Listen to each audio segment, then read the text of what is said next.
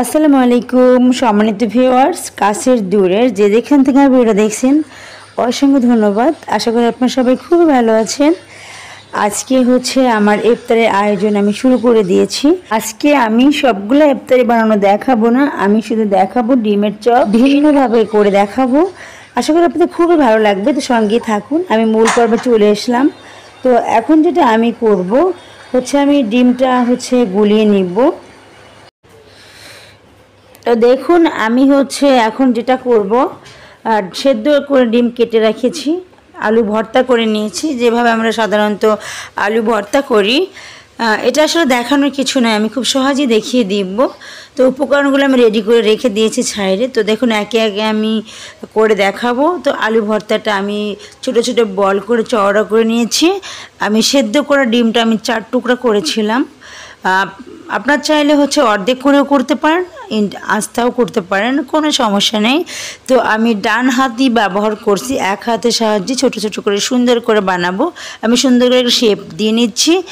আপনারা চাইলে বাম হাতে ব্যবহার করতে পারেন, কোনো সমস্যা নেই। বাট আমি খাবার জিনিসে বাম হাত লাগানো একদমই দূরে থাকি, না লাগানোর চেষ্টা করি।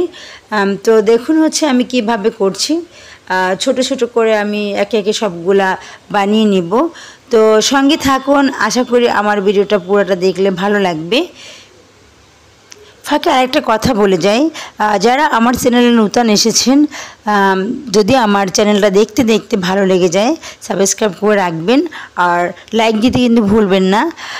আর যদি চাইলে আপনারা ফ্রেন্ডস অ্যান্ড ফ্যামিলির সাথে শেয়ার করতে পারেন। আর যারা আমার চ্যানেলটা সাবস্ক্রাইব করেছেন অসংখ্য ধন্যবাদ। তো দেখুন আমি একে একে সবগুলা বানিয়ে নিচ্ছি, আশা করি আপনাদের খুবই ভালো লাগবে, সঙ্গেই থাকুন। তো আমি সবগুলো বানিয়ে নেওয়া হয়ে গেছে। তো এখন যেটা আমি করব, আমি ব্রেড ক্রাম্ব নিয়েছি, শেপ দিয়ে নিয়েছি, ডিমটা গুলিয়ে নিয়েছি। তো দেখুন আমি কিভাবে করছি। তো ডিমটা আরেকটু মিক্স করে নিচ্ছি।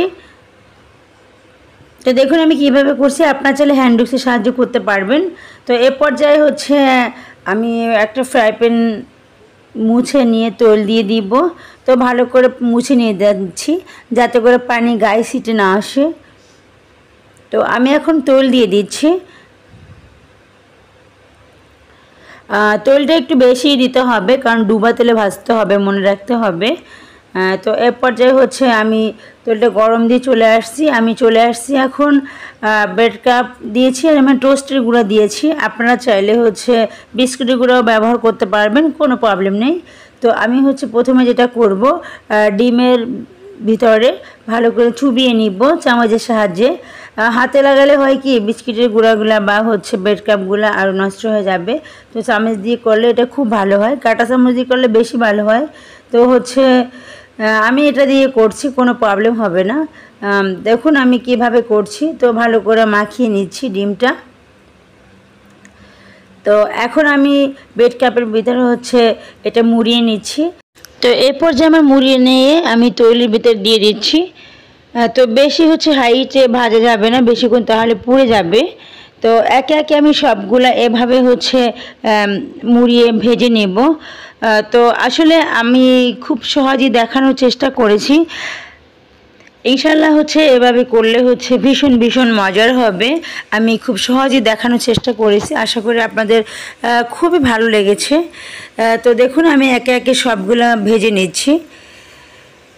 তো দেখুন বেশি জাল করতে হবে না, সাথে সাথে উল্টিয়ে দিবেন, বেশিক্ষণ রাখবেন না, 2 মিনিট রাখলেই হয়ে যাবে, না হলে পোড়া লেগে যাবে। তো আমি উল্টিয়ে পাল্টিয়ে ভেজে নিচ্ছি। তো দেখুন কতটা সুন্দর, কতটা পারফেক্ট হয়েছে। তো আশা করি আপনাদের কাছে খুবই ভালো লাগছে। চেষ্টা করেছি খুব সহজেই দেখানোর জন্য। তো দেখুন কতটা পারফেক্ট হয়েছে আমার ডিমের চপগুলা। তো পুরো ভিডিওটা দেখার জন্য অসংখ্য ধন্যবাদ।